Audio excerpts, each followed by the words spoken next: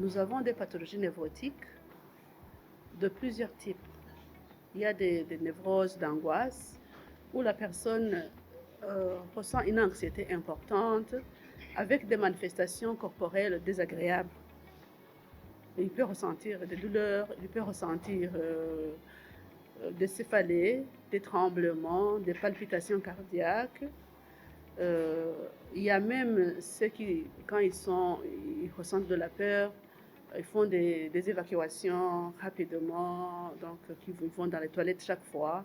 Donc il y a des manifestations diverses dans tous les organes de l'individu. Il y a également la névrose phobique.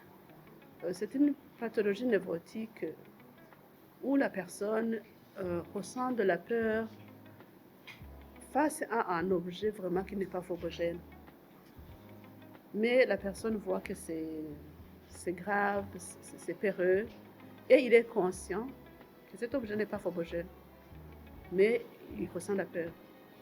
Il y a les névroses hystériques, où la personne a un problème qu'il vit, un manque quelque part, il n'arrive pas à trouver solution à ce problème, donc il va naître un conflit dans son psychisme, et si ce conflit n'est pas résolu, il va se convertir en symptômes psychiques.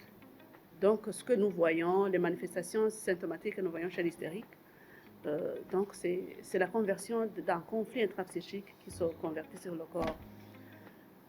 Nous avons une névrose liée au traumatisme, névrose post-traumatique. C'est une pathologie qui survient quand quelqu'un a eu dans son parcours de vie un événement potentiellement traumatisant, comme un accident mortel, comme il a été battu peut-être à mort par des bandits, ou bien on l'a fusillé pendant la guerre ou bien dans d'autres circonstances. Donc cet événement, à distance de cet événement, la personne va ressentir des symptômes.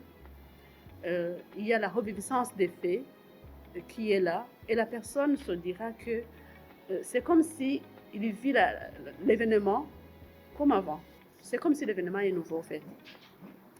Donc à côté de cette reviviscence, il y aura un évitement où la personne évite toute circonstance qui lui rappelle l'événement.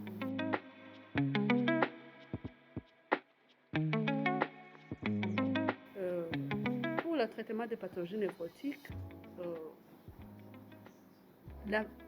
l'importance de la prise en charge est psychologique. Elle est psychologique, il y a des approches spécifiques pour ces différentes pathologies, mais aussi si ces pathologies sont très invalidantes, on peut donner des médicaments, des anxiolytiques, des antidépresseurs, voire même pour certains des neuroleptiques.